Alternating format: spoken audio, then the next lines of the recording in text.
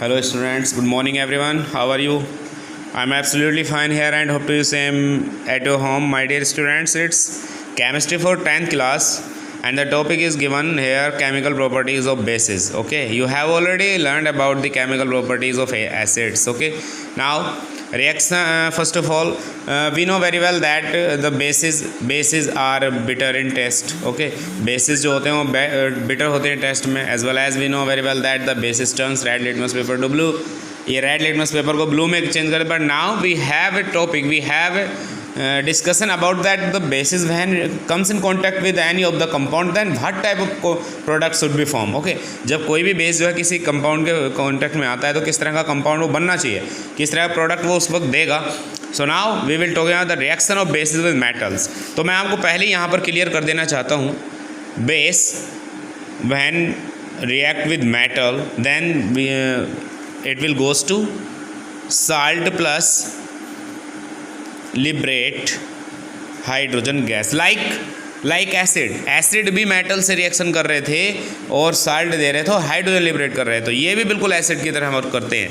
तो बेस में आप एग्जांपल ले सकते हैं, आप ले सकते हैं जिंक, सोडियम हाइड्रोक्साइड ले लीजिए, और मेटल में आप ले सकते हैं जिंक. जब इन दोनों के केमिकल इक्वेशन कराई जाएगी आप इसको जरा बैलेंस कर लीजिए, then you will got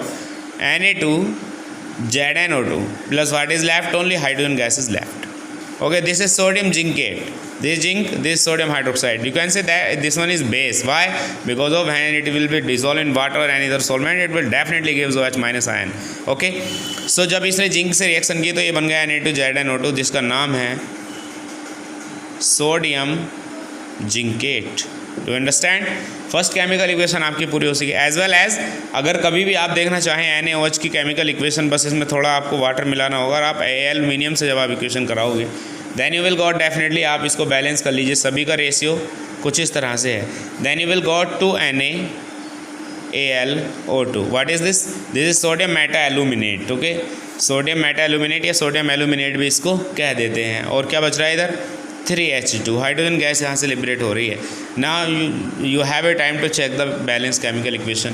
2 hydrogen atoms are there and 2 to the 4 hydrogen atoms are there. 6 atoms, 3 to the 6 total.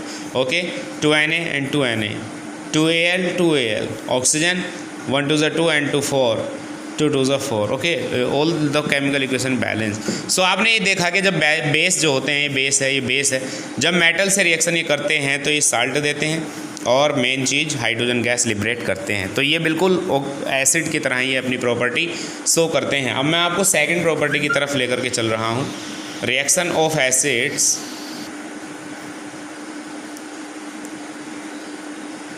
With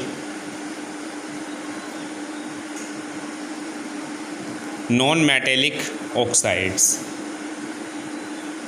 okay, तो नॉन मेटेलिक ऑक्साइड्स के साथ में रिएक्शन करते हैं, रिएक्शन ऑफ बेस, एसिड ही है अभी भी, reaction of base with non metallic oxide. तो कोई भी बेस आप ले सकते हैं, लाइक आप NaOH ही ले लीजिए, मेन तो यही है. जब आप इसकी इक्वेशन जो है कोई नॉन मेटेलिक ऑक्साइड से, कार्बन एक नॉन मेटल है और इसका ऑक्साइड जो CO2 है, जब आप इसकी केमिकल इक्वेशन इसके साथ कराओगे तो जरा आप इसके सिर्फ 2 ले लीजिए, then you will got Na2CO3 plus H2. तो ये अपना आपका एक फॉर्मूला टाइप बन गया, ये आपका एक फॉर्मूला टाइप बन गया, मतलब कि जब आप इसकी बनाओगे इसका फॉर्मूला, तो बेस की केमिकल इक्वेशन जब नॉन मेटेलिक ऑक्साइड के साथ कराई जाएगी, जब बेस की chemical equation non metallic oxide के साथ कराई जाएगी तो तब आपको बनेगा एक साल्ट और बनेगा इधर वाटर. ठीक है, ये भी सेम सीन है बिल्कुल. जब एसिड ने भी मेटेलिक ऑक्साइड से रिएक्शन की थी तो वो भी साल्ट दे रहे थे और वो भी वाटर लिबरेट कर रहे थे. नंबर आप अगर देखना चाहें कोई और केमिकल प्रॉपर्टी तो देखिए CaOH का होल ट्वाइस, कैल्शियम हाइड्रोक्साइड भी एक बेस है, और जब इस बेस की केमिकल इक्वेशन आप एक नॉन मेटेलिक ऑक्साइड के साथ कराओगे लाइक CaCO2 से, then you will got CaCO3 plus H2. अब ये मत सोचना कि CO2 ही ले रहे हैं नॉन मेटेलिक ऑक्साइड में केवल, आप चाहो तो कोई और ले सकते हो, नो प्रॉब्लम एट ऑल. आप CaOH का होल ट्वाइस की केमिकल इक्वेशन आप SO2 से करा दो. ये सल्फर है, सल्फर नॉन मेटल है, नॉन मेटेलिक ऑक्साइड ये भी हो गया. तो जब आप इक्वेशन कराओगे तो CaSO3 बनेगा और H2O बनेगा, चेक कर लेना कभी भी. तो ये इस तरह से करते हैं, जब बेसिस की रिएक्शन जो है नॉन मेटेलिक ऑक्साइड्स के साथ कराते हैं तो ये साल्ट बनाते हैं और वाटर लिबरेट करते हैं, वाटर को बनाते हैं। अब नेक्स्ट प्रॉपर्टी पे मैं आपको लेकर के चल रहा हूँ, reaction of basis with acids. ये मैंने कल भी आपको पढ़ाया था, reaction of basis with acids. तो बेस कौन है? जो OH माइनस देते हैं वाटर में डिज़ोल्व होने के बाद। एसिड कौन है? जो H पॉजिटिव आयन देते हैं वाटर में डिज़ोल्व होने के बाद। एसिड और बेस मिलकर के देंगे क्या? साल्ट देंगे प्लस और क्या देंगे? वाटर देंगे। तो बेस कौन है? NaOH और एसिड है HCl। जब आप इनकी इक्वेशन कराओगे तो आप इतने को बंद कर सकते हो, तो आप पाओगे NaCl प्लस H2। चेक कर लेना, ये है आपका बेस, ये है आपका एसिड, ये है आपका साल्ट और ये है आपका वाटर। आप कितनी भी केमिकल इक्वेशन इस तरह की ले आइए, कितनी भी, आप H2SO4 की रिएक्शन KOH के साथ करा दो, तो जब आप इसकी इक्वेशन कराओगे 2 ले लेना, तो बनेगा K2SO4 plus 2H2, salt water. ये एसिड ये बेस। तो when basis are react with acids then form salt and water, this reaction is known as neutralisation reaction. आपको अच्छी तरह पता है इसके बारे में। व्हेन ऐसे basis are react with acids then form, जब बेस की रिएक्शन जो है एसिड के साथ कराई जाती है तो क्या बनता है? साल्ट बनता है और वाटर बनता है, और इस पूरी रिएक्शन को हम कहते हैं न्यूट्रलाइजेशन रिएक्शन। ठीक है, तो ये हैं। अब बात चलती है यहाँ पर इनके जो है, अब मैं आपको लेकर के चलता हूँ स्ट्रेंथ ऑफ बेसिस की। जहाँ तक बात करते हैं स्ट्रेंथ ऑफ बेसिस, तो ये 2 तरह के होते हैं, स्ट्रॉन्ग बेस और दूसरा वीक बेस। ये 2 तरह के होते हैं, strong base and weak base. तो स्ट्रॉन्ग बेस की अगर हम कहानी देखते हैं तो उसमें आपके KOH आ जाते हैं, NaOH आ जाते हैं, ठीक है, LiOH आ जाते हैं, potassium hydroxide, sodium hydroxide, lithium hydroxide, okay. और भी बहुत सारे हैं, जैसे CsOH आ जाते हैं, सीजियम हाइड्रोक्साइड आ जाता है, BaOH का होल ट्वाइस, ये सब स्ट्रॉन्ग है।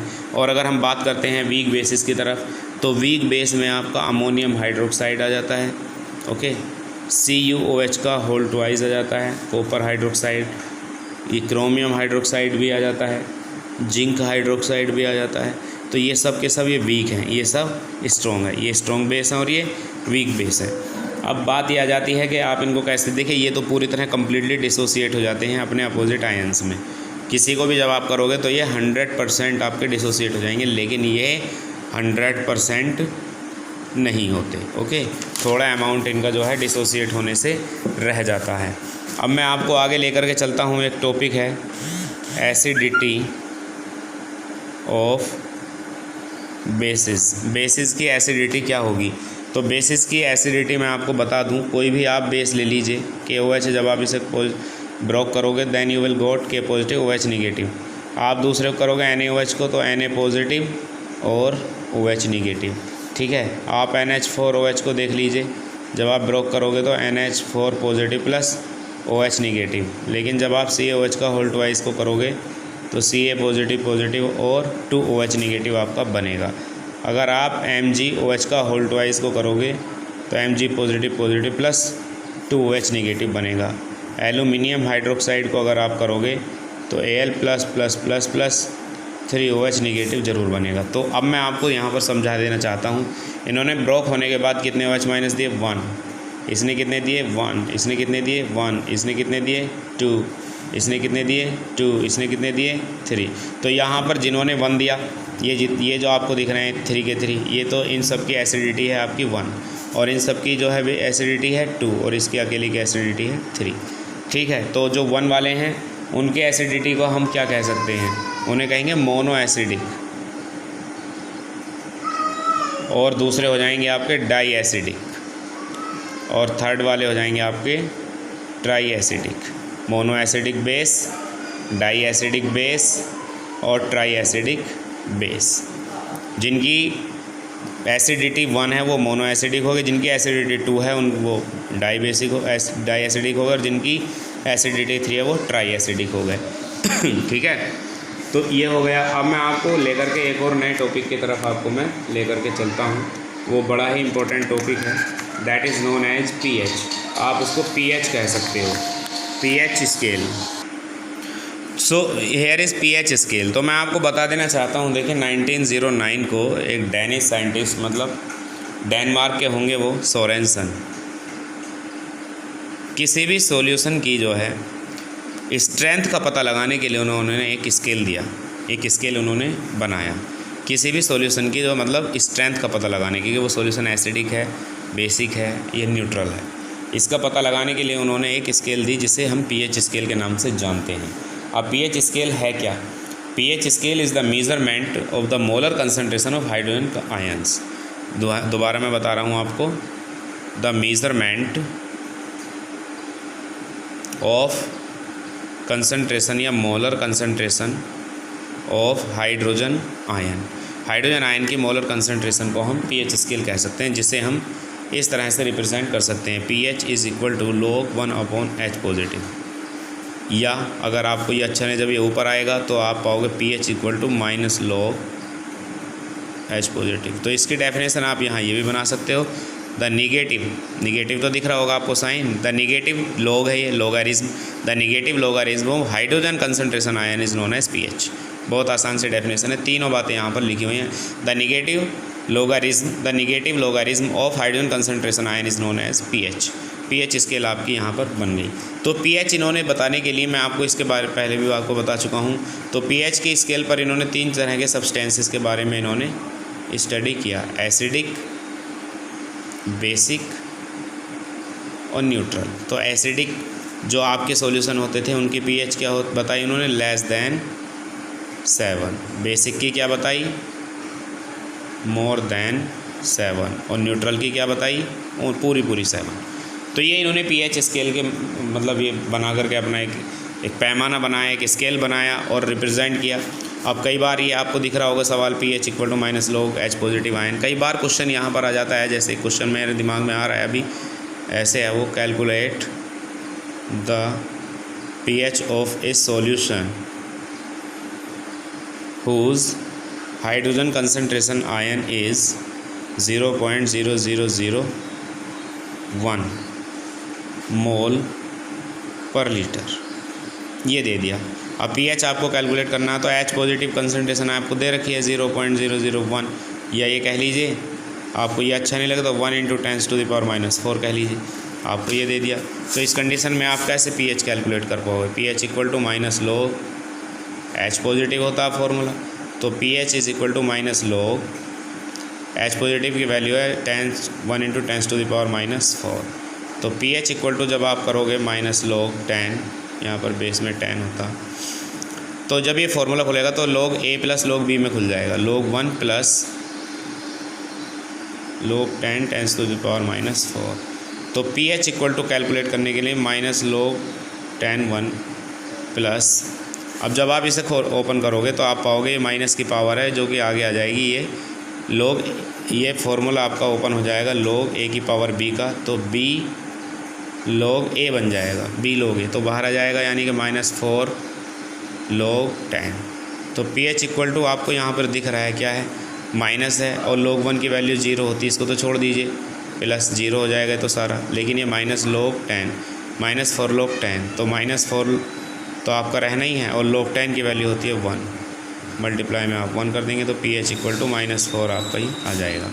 ठीक है, इस तरह से भी। तो ये सॉल्यूशन कैसा होना चाहिए, एसिडिक होना चाहिए, लेस देन 7 है, ठीक है ना, ये बात आपको पूरे तरीके से ध्यान रखनी है। और बहुत कई टाइप के इसमें जो है क्वेश्चंस आपके आ जाते हैं। तो pH स्केल से रिलेटेड और भी जो आगे की बातें हैं वो हम अगले पीरियड में करेंगे। Okay students, thank you and have a nice day. Good morning everyone.